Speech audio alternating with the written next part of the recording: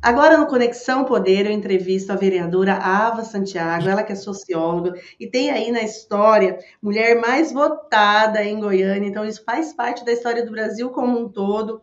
E é uma mulher que se posiciona firmemente a partir dos seus próprios valores, tem uma atuação muito forte, importante na luta contra o enfrentamento, né, contra a violência da mulher, o enfrentamento dessa violência, buscando também políticas públicas voltadas para as crianças, para a questão da vulnerabilidade, enfim, uma mulher jovem. E aí, fazendo uma pesquisa sobre ela, eu sei que ela tem também uma história com o estado de Mato Grosso. Ava, seja muito bem-vinda aqui ao Conexão Poder. É uma honra te entrevistar, mesmo distante, mas está tão pertinho por meio aqui da internet. Ô, Ana, que bom estar aqui com vocês.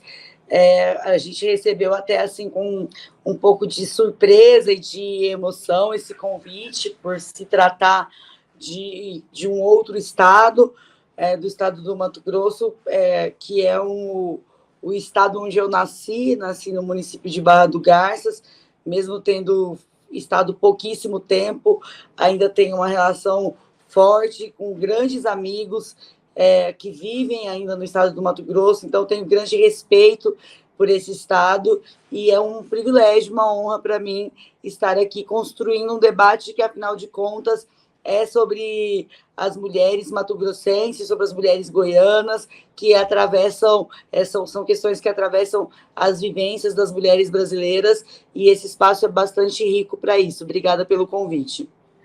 Você recentemente esteve no Pedro Bial, uma entrevista que teve muita repercussão no Brasil como um todo, e é importante para nós, mulheres, especialmente aqui do Centro-Oeste, termos esses espaços, essa projeção nacional, porque, de certa forma, traz visibilidade também para tantas mulheres que vivem nesse Brasil Central. Foi para a gente foi muito chocante assim, porque quando chegou o convite, né? Eu fui a primeira vereadora da história do país a dar entrevista no Conversa com Bial, que hoje é o programa, acho que o programa mais relevante de jornalismo da TV aberta, né?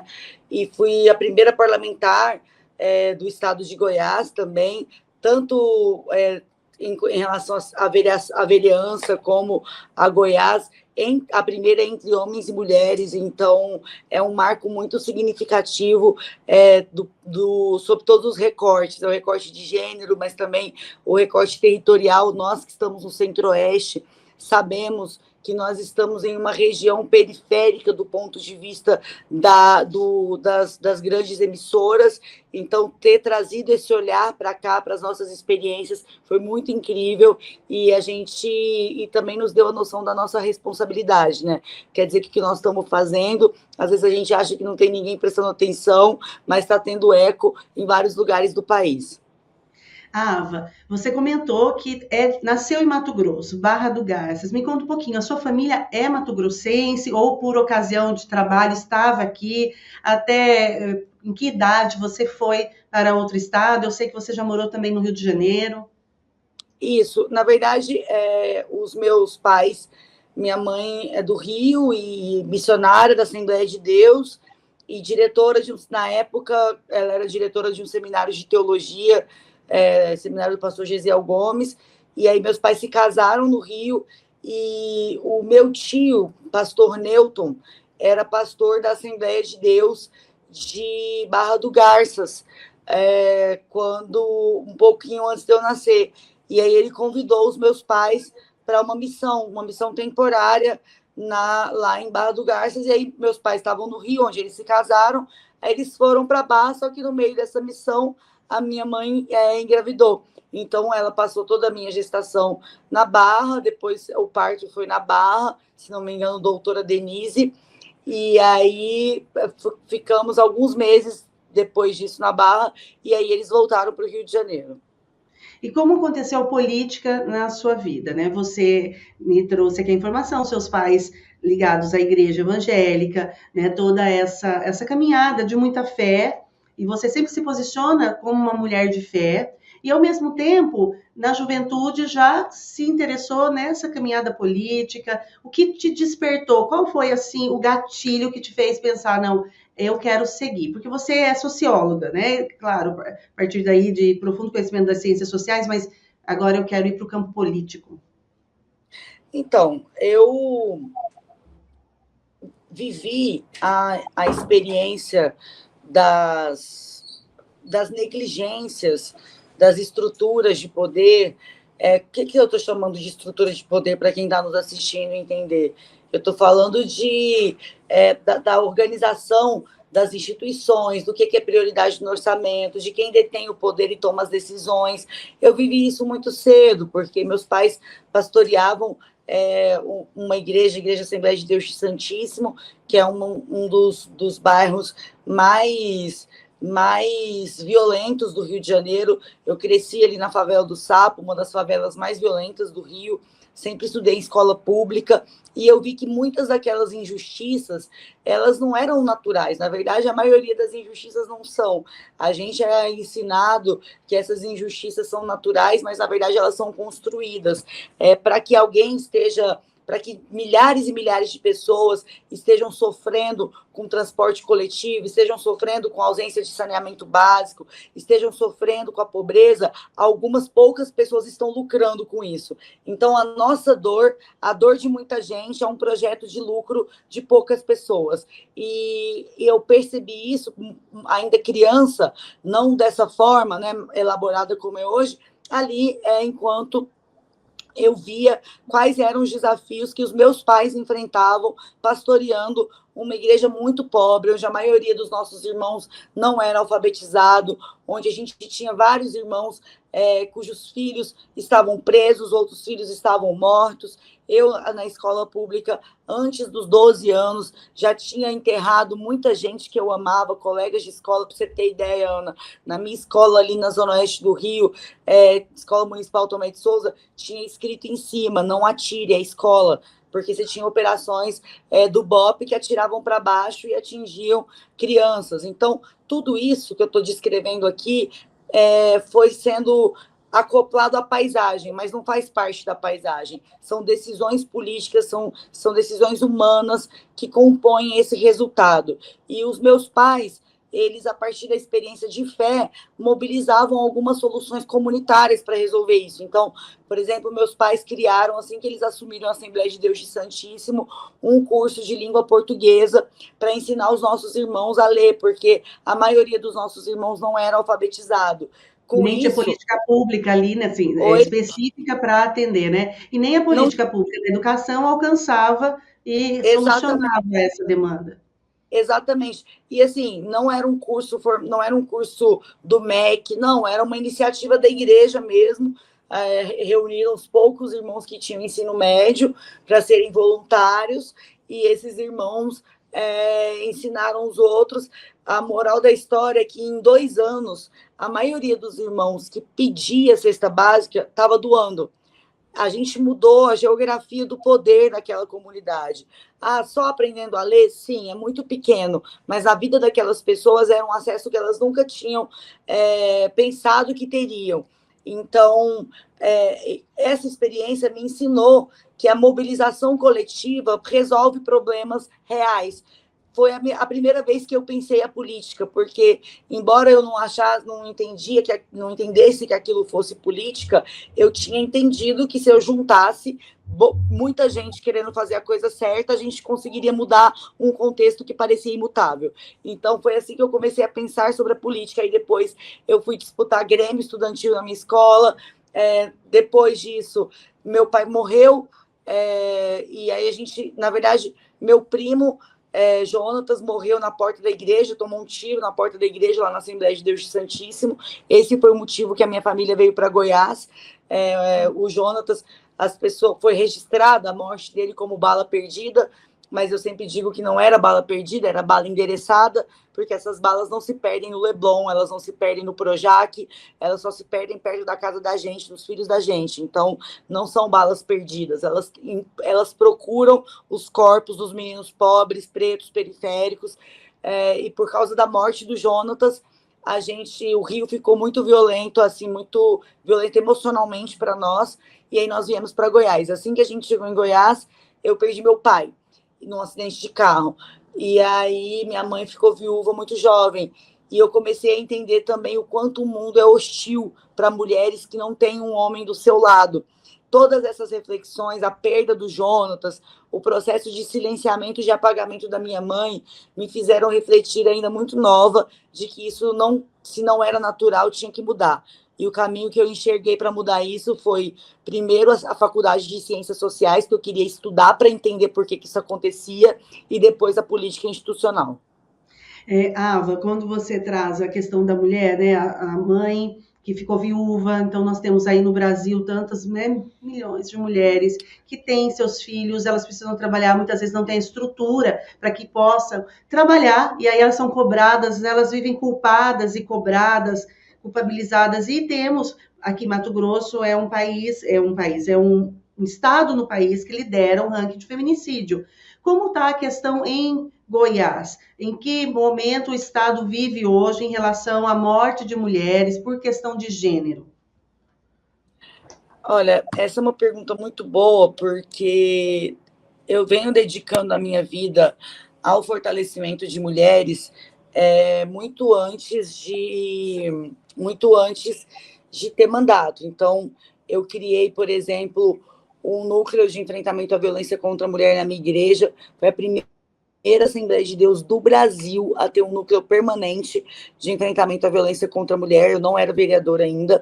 E é importante dizer aqui que essas mulheres... fazer som, né? Como foi recebido? Porque muitas vezes, me corrija, por favor, se eu estiver equivocada, né? Nós temos posicionamentos que a mulher sabe que edifica o lar, a mulher submissa, a mulher é responsável pela mudança do seu marido, a mulher que dita, enfim. E aí, o perdão, a mulher perdoar, muitas vezes, a gente tem isso já na nossa cultura, né? Não só dentro das igrejas, mas nas nossas casas, nas nossas culturas mesmo, de criação desse nosso Brasil, nesse patriarcado que a gente vive. E aí você, dentro de uma igreja evangélica, tradicional, né, das mais importantes no país, né? A Assembleia de Deus tem sua história de suma importância, você traz esse núcleo e muitas vezes deve ter enfrentado algumas situações, né? Teve que ir para o enfrentamento também em relação a isso. Falar, a Ava agora é feminista, tá querendo mudar a cabeça das mulheres. Cara, por incrível que pareça, teve resistência a isso. É um negócio que eu imaginava assim, cara, eu quero encorajar mulheres a saírem de relacionamentos violentos. Quem é que vai ficar contra isso? Sim, foi uma resistência pequena perto da aceitação, mas houve uma resistência de pessoas mesmo dizendo para o meu pastor que o meu pastor estava deixando o feminismo entrar na igreja. Eu quero fazer uma volta aqui um pouquinho sobre o conceito de submissão, porque muitas vezes esse conceito ele é usado de maneira equivocada, a aplicação dessa submissão é trazida para um projeto de poder masculino. Isso não é bíblico. A Bíblia nunca disse isso. A Bíblia, inclusive na única parte da Bíblia, a única referência que a Bíblia faz à submissão de mulheres... Ai, desculpa, que susto! É que meu gato pulou na cortina, cara. Nossa, que raiva. Eu tenho gatos, eu tenho na minha casa 3, na casa do meu pai 27, então tá tranquilo, aqui no site. Eu pensei que era uma barata voadora, era só o gato, socorro! Meu Deus, gato psicopata!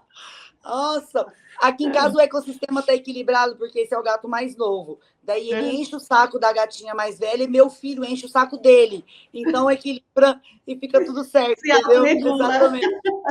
Mas tá voltando ao que eu tava... Meu Deus, eu vou refazer esse raciocínio. Então, a gente tem uma aplicação equivocada do conceito de submissão que é usada muitas vezes dentro das relações eclesiásticas, dentro das igrejas, para que mulheres sejam submissas aos seus maridos, como se essa fosse uma premissa de gênero, como se isso dissesse respeito às mulheres. Mas a única vez em que isso aparece na Bíblia, que é ali no capítulo 5 do livro de Efésios, o capítulo é muito claro. Ele diz que é para as mulheres serem submissas aos seus maridos, para os seus maridos amarem as suas mulheres e para todos sujeitarem-se uns aos outros no temor do Senhor.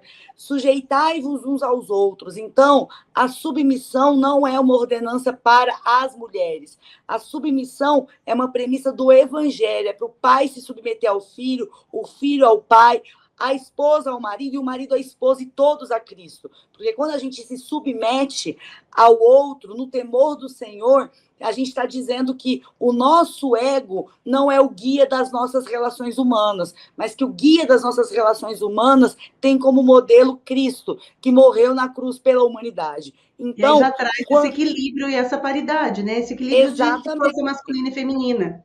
Exatamente. Então, quando, ao longo da história bíblica, aplicaram a submissão como se as mulheres tivessem que ser submissas, a gente permitiu que a igreja, que é essencialmente libertadora, acabasse em muitos momentos se tornando um ambiente de opressão, porque a Bíblia é clara em vários momentos. Por que vocês voltaram a se colocar debaixo do jugo de servidão? Está escrito lá em Gálatas. Se foi para a liberdade que Cristo vos libertou. Então, o que a Bíblia nos traz enquanto teologia robusta é um evangelho que seja libertador. Ele é libertador para homens, ele é libertador para mulheres, ele é libertador para pobres, para refugiados, para prisioneiros, ele é libertador para todo mundo. E quando esse evangelho é aplicado com esse viés de gênero, como se só mulheres tivessem que ser submissas, a gente não só distorce o evangelho, como a gente aprofunda violências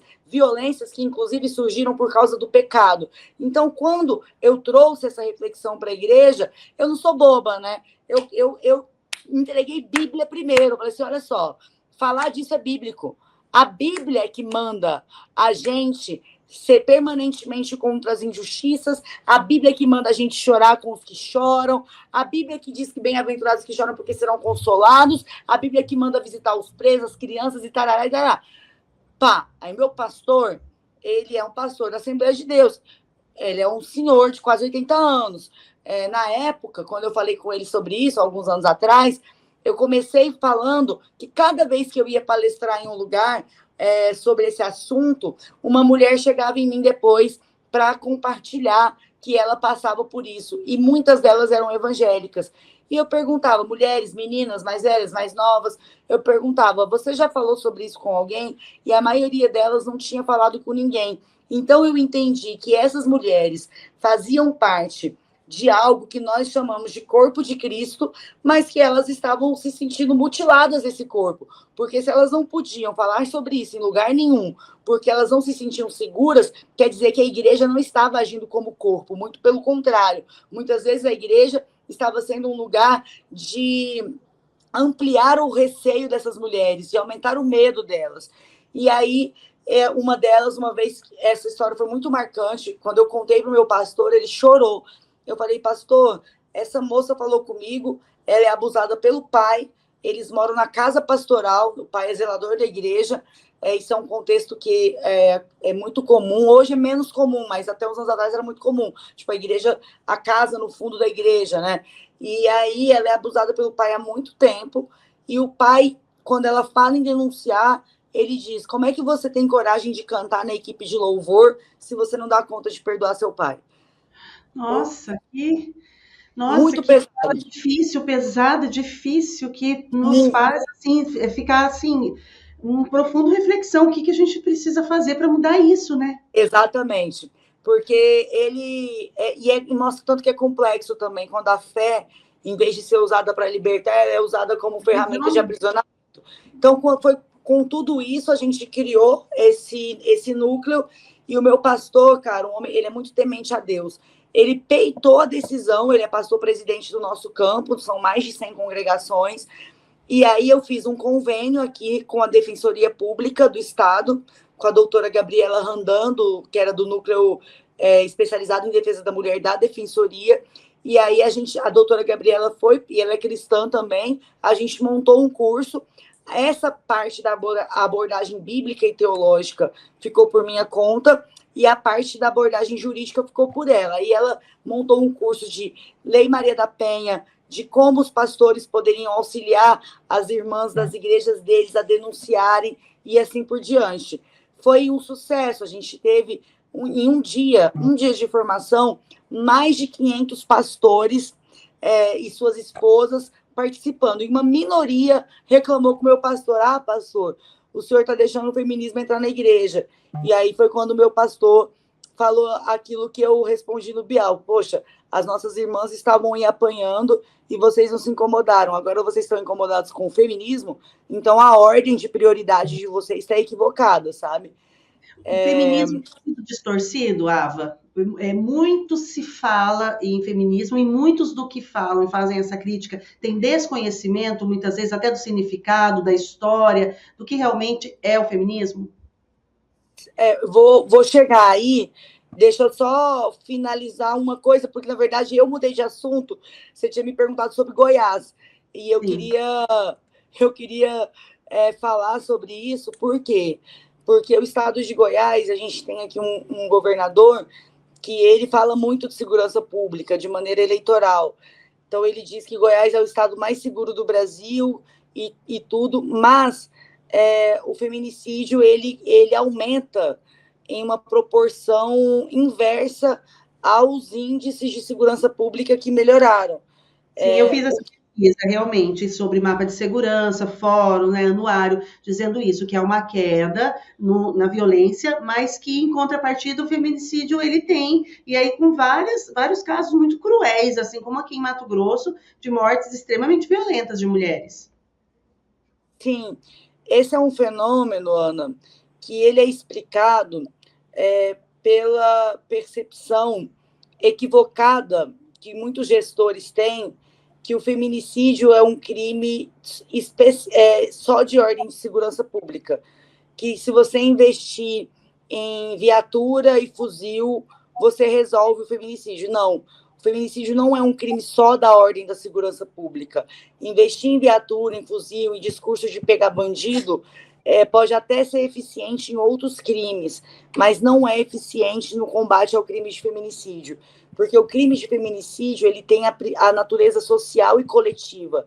A gente precisa enfrentar os mecanismos que autorizam os homens a se sentirem proprietários de suas mulheres, não só das suas. Os homens costumam se sentir proprietários um pouquinho de todas as mulheres que os cercam, tanto que eles são possessivos com as irmãs deles, com as mães deles, com as filhas deles, com as mulheres, exatamente, com todas as mulheres que o cercam, eles se sentem, de certa forma, autorizados a ordenar e a possuir. Esse enfrentamento, a forma como os homens enxergam as mulheres, ele tem que ser assunto de política pública, tem que ser tratado nas escolas, tem que ser tratado com regulação, tem que ser tratado de maneira mais dura quando a gente tem, por exemplo, escritórios de advocacia especializados em pegar foto de mulheres em redes sociais e levar para os tribunais. Quando essas mulheres são estupradas, eles pegam as fotos delas e dizem: ah, ela não foi estuprada não, porque olha o tanto de foto de biquíni, olha o tanto de foto com drink na mão, ela estava pedindo. Aí outras mulheres que entram com ação contra seus ex-companheiros pelo direito de pensão das crianças, e aí o advogado vai lá e pega a foto dessa mulher no momento de lazer e diz que ela está querendo, na verdade, dar o golpe do baú. E é assim uma loucura completa, né? Que tem um monte de homem aí dizendo: ai, que a pensão é um golpe, ela quer me dar um golpe da barriga. O filho da mãe tá pagando um Celta e acha que ele vai ser alvo de golpe da barriga, sabe? O filho da mãe não tem dinheiro para sair de casa, mora no fundo da casa dos pais e acha que ele é alvo de golpe da barriga. Então, assim, realiza também, sabe? Mas, na verdade, tudo isso porque eles todos reproduzem essa mentalidade, e aí o escritório de advocacia pega essas fotos, o judiciário aceita. Então, se a gente não tiver regulação para enfrentar esse raciocínio coletivo, a gente vai continuar patinando. Do ponto de vista da segurança pública, a gente precisa ser mais eficaz nos investimentos.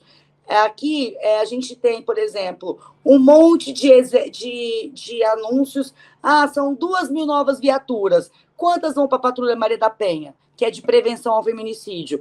Como que está a política do botão do pânico? Porque a gente tem um monte de botão do pânico que não funciona, quebra. Eu estou falando porque eu sou coordenadora da Ouvidoria da Mulher da Câmara de Goiânia e a gente assiste mais de 1.000 mulheres na ouvidoria. Então, eu conheço profundamente essa temática. Então, enquanto o governador está rotando segurança pública, a gente demora quase 2 semanas para conseguir a substituição de um botão do pânico. Por quê? Porque o botão do pânico ele não usa na propaganda eleitoral, o fuzil ele usa, sabe? Então, essa discrepância de percepção dos investimentos que são prioridade também incidem no feminicídio. A gente precisa de um tríplice investimento. O investimento em educação social e coletiva, o investimento em segurança pública especializada, porque aí são equipamentos públicos voltados para isso, e o investimento em autonomia econômica de mulheres, para que elas não permaneçam em relacionamentos violentos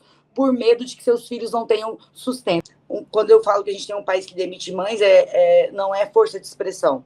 Essa categoria de ser humano, mãe de filho pequeno, é a categoria mais demitida hoje no mundo do trabalho, que mais tem lá a sua carteira de trabalho com uma demissão. Nós também somos absolutamente negligentes em relação ao investimento nas infâncias.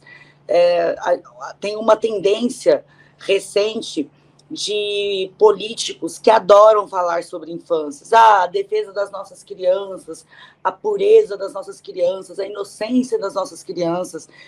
Eles só usam criança na hora de fazer terrorismo moral, porque a verdade é que eles não colocam criança no orçamento. As crianças, as infâncias, geralmente são o segmento populacional que primeiro sofrem os cortes orçamentários nos estados e municípios. Então, a gente tem as mulheres com seus filhos pequenos sendo demitidas depois da licença maternidade, quando sempre a maioria das famílias chefiadas por mulheres são as famílias que mais passam fome, porque essas mulheres são demitidas, são precarizadas, são levadas para os subempregos, e isso vai gerando uma sequência de problemas públicos, porque se a mãe não recebe bem, ou se a mãe não tem um trabalho minimamente estável, a criança come pior, a criança vive pior, e ela, consequentemente, adoece mais e vai mais para o SUS. Se a gente tivesse uma classe política que entendesse que investir em infância é gerar receita, que investir em infância é economizar com outros serviços públicos, certamente o país estaria melhor. Mas, para isso, é importante que mulheres estejam tomando decisões, porque tem muita política pública que só passa a existir na vida real quando uma mulher chega lá e pensa, meu Deus, como é que não fizeram isso aqui ainda, sabe? Aqui em Cuiabá, hoje nós temos uma Câmara de Vereadoras com 8 vereadoras, uma mesa diretora toda formada por mulheres, como é em Goiânia. A questão das mulheres, quantas vereadoras nós temos? E você já sofreu violência de gênero política, Ava? Sendo interrompida? Bom, sim, aqui a gente tem a nossa composição é muito masculina, nós somos 37 vereadores, apenas 5 mulheres. Na legislatura passada também éramos 5 mulheres, quer dizer, a gente teve uma relativa renovação da legislatura passada para essa, mas essa renovação não resultou na ampliação da participação de mulheres. Então, é um ambiente masculino. Eu sou forjada na disputa de poder, entendendo que poder ninguém dá, a gente tem que tomar. Então, eu já cheguei meio que com o pé na porta aqui, né? Entrei na primeira eleição, assim que eu ganhei, eu já fui para a mesa diretora da Câmara, presidi comissão, e eu fui terceira secretária da mesa, presidi 2 comissões ao mesmo tempo, vereadora ouvidora da mulher, e as pessoas perguntam, meu Deus, mas é muita coisa, por que você pegou isso tudo? Porque se eu não pegasse isso tudo, possivelmente algum homem que não atuaria com as minhas prioridades pegaria. Eu não estou dizendo que eles são vilões, não é isso, muito pelo contrário. Os meus colegas hoje me respeitam muito e me ajudam em pautas que são importantes para mim, sabe? Mas é a ausência de perceber o que é prioridade para a gente. Vou dar um exemplo. Quando eu fui eleita, né, eu montei uma equipe majoritariamente composta por mulheres, mães de filhos pequenos, e a gente chegou na Câmara e não tinha um lugar para os nossos filhos ficarem se a gente precisasse levá-los para o trabalho. Era um contexto de pandemia, era 2021, as escolas estavam fechadas ainda, então a gente necessariamente tinha que levar nossos filhos para a Câmara, e não tinha nem trocador no banheiro da Câmara. Eu juntei com as meninas, a gente procurou o presidente. O presidente falou: olha, eu não consigo resolver isso agora. Falei: beleza, então. Já que eu presidia 2 comissões, eu juntei as 2 em uma sala, e na outra sala a gente fez uma vaquinha e montou o Gabinete Kids, que é o lugar mais lindo da Câmara de Goiânia. E a gente, que é a nossa brinquedoteca. A gente montou isso, Ana, com R$300. E isso foi muito importante para eu entender que não priorizar a vida de mulheres não é falta de dinheiro, é falta de vontade política. E aí, quando eu digo que não é porque necessariamente os homens sejam vilões, não é isso, é porque nenhum deles, dos meus colegas, precisa se preocupar em levar o filho para o trabalho, porque tem uma mulher em casa cuidando. Nenhum deles precisa se preocupar que se ele não tiver com quem deixar o filho, ele não consegue trabalhar, porque os homens são forjados em uma realidade em que as mulheres estão cuidando dos filhos para que eles possam dominar o mundo. E eu quero cuidar dos filhos e dominar o mundo. Então, a gente foi fazendo isso, e hoje o Gabinete Kids, a gente ganhou vários prêmios. Aqui em Goiás é a única sede de poder que possui um espaço infantil. Por quê? Porque uma mãe de filho pequeno chegou e percebeu aquilo que homens que estão nesse lugar há quase 100 anos nunca tinham percebido. Nossa, é muito legal essa experiência aí, que ela se reflita, né, para o país como um todo. E, Ava, a gente vive um momento que o debate político, muitas vezes, ele chega a ser árduo, agressivo, divide famílias. O que acontece, na sua opinião? É uma radicalização, é uma polarização?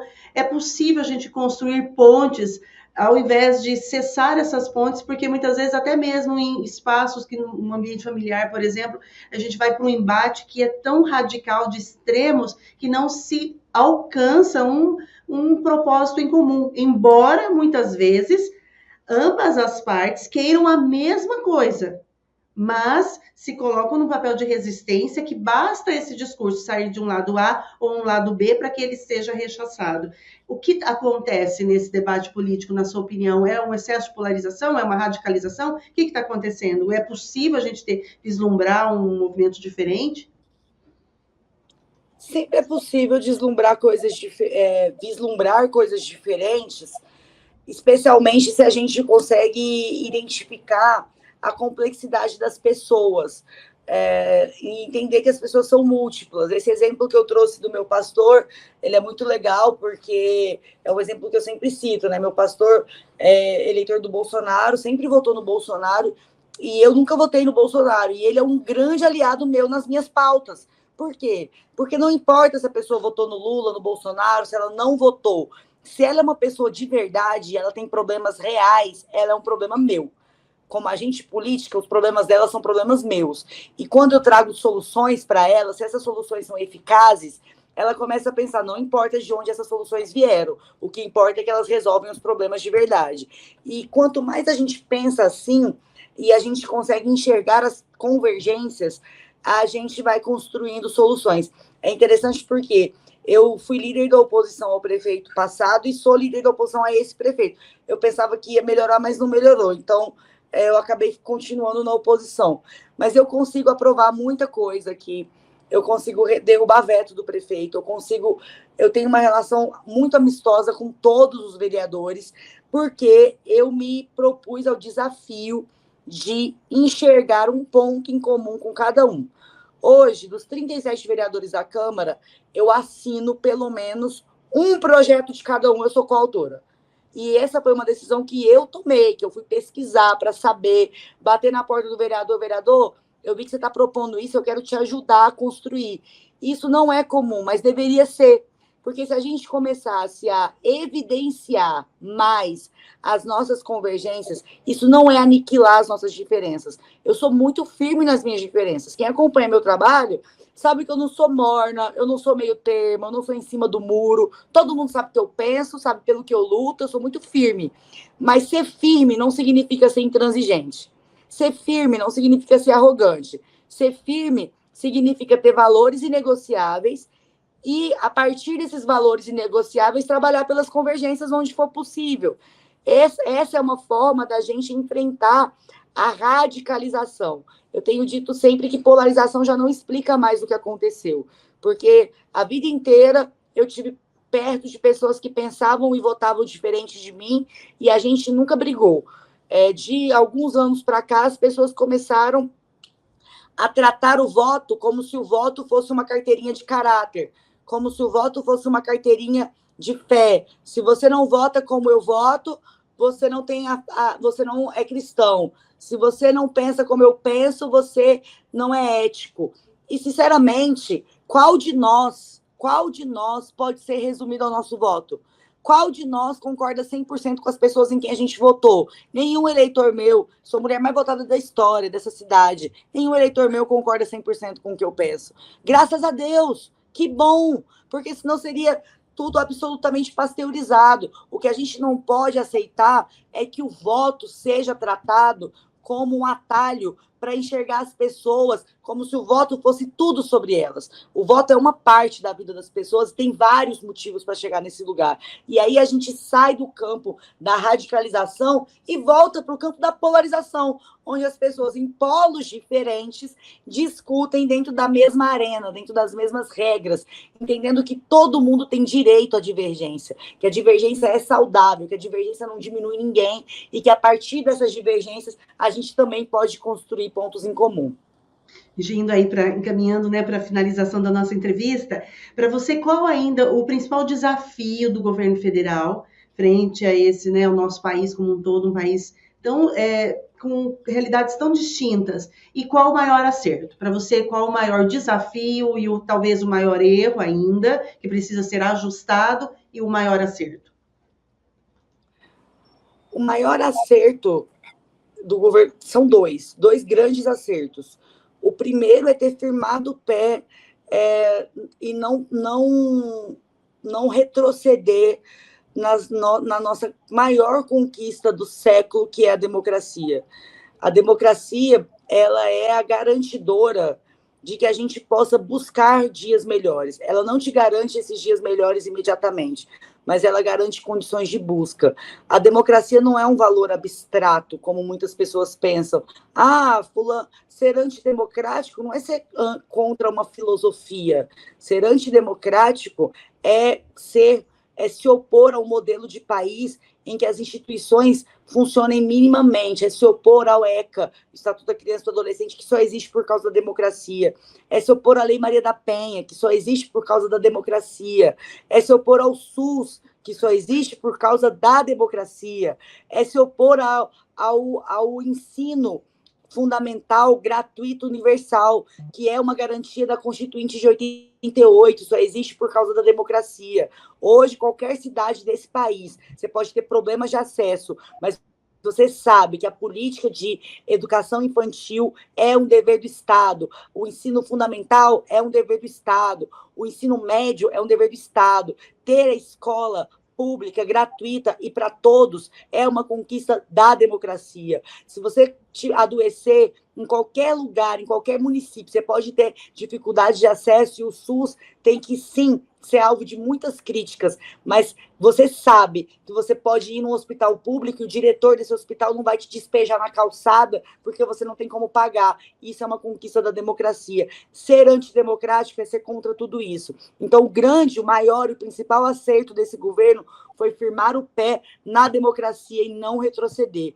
O outro, o governo está construindo, que é a justiça tributária. Tem muita gente, a gente vê as pessoas falando, o governo taxou a blusinha. Mentira, quem taxou a blusinha foi o Congresso.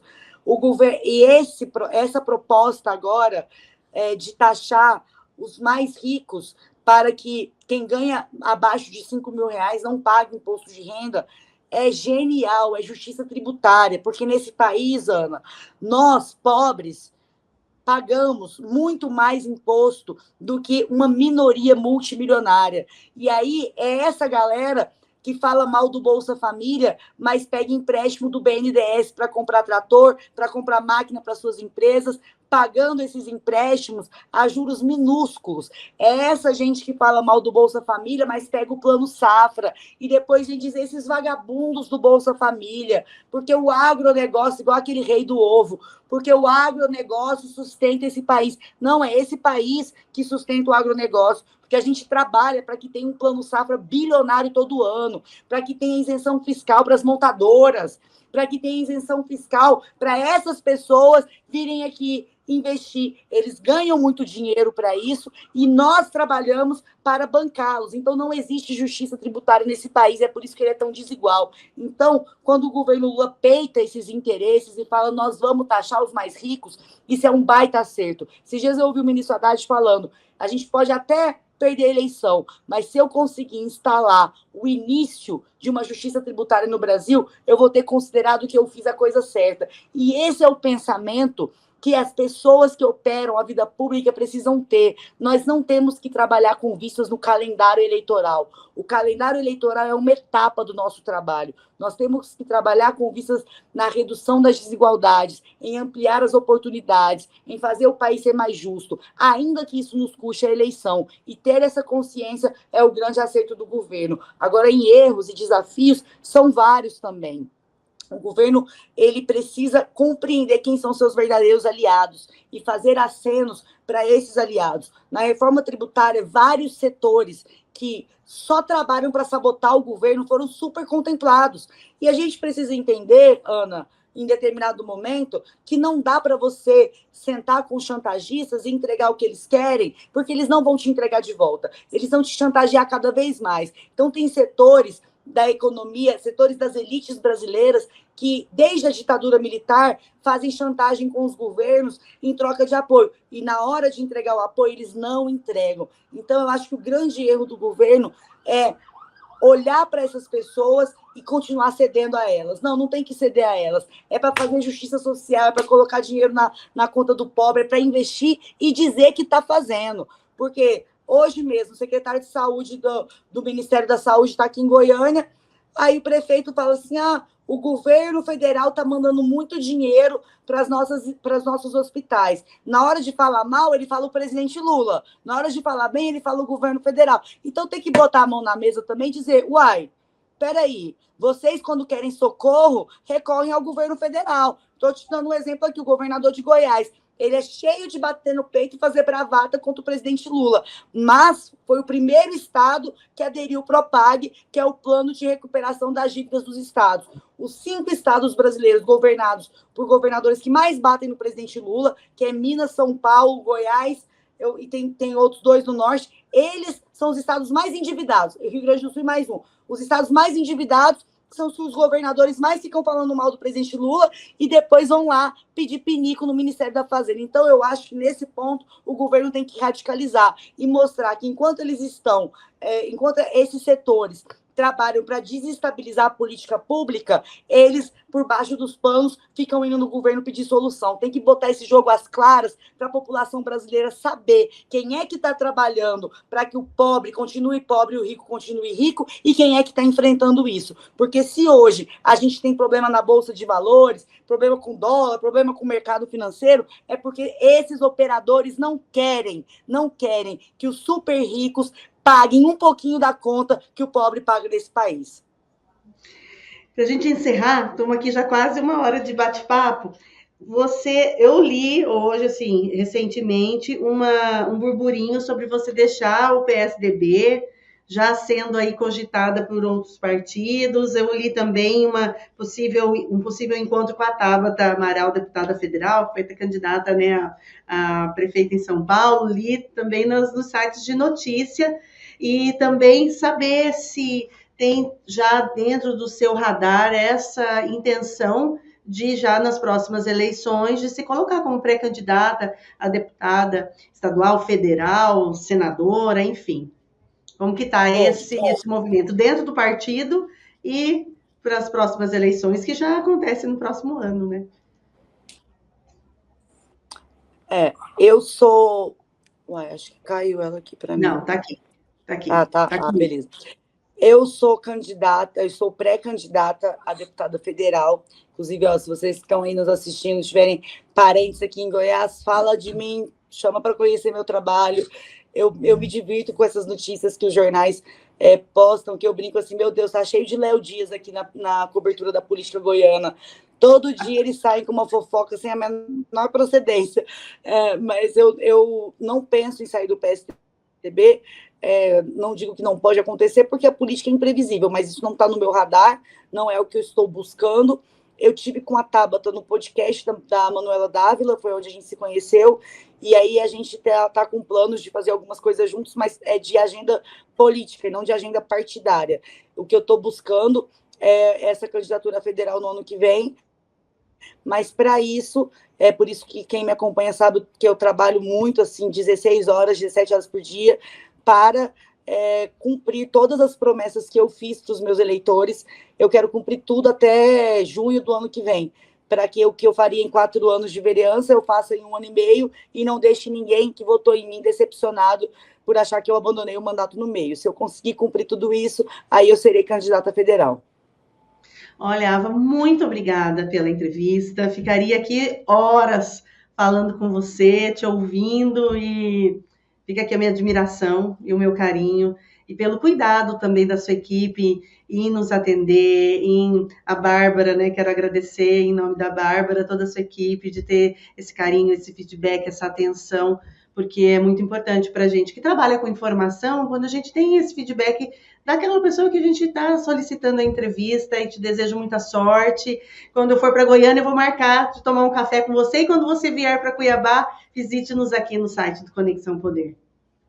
Com certeza, tem uma ida a Cuiabá pré-marcada, a convite do ministro Fávaro, que é um grande amigo, um grande parceiro de trabalho, e também do pastor José Fernandes, que é o pastor da Assembleia de Deus, Ministério de Madureira aí de Cuiabá, que é um amigo assim, que eu conheço desde que eu nasci, e aí eu estou combinando de encontrá-los até agosto. Então, para quem assistiu essa entrevista e gostou, de repente a gente marca um papo presencial quando eu for visitar os meus amigos, ministro Fávaro e pastor José Fernandes. Eu quero te agradecer pelo interesse de amplificar as nossas ideias, pela condução generosa dessa conversa e pela disponibilidade de ouvir alguém que não reproduz o padrão sistemático da política. Isso é muito significativo para a gente. Eu espero que a gente tenha novas e boas conversas em breve.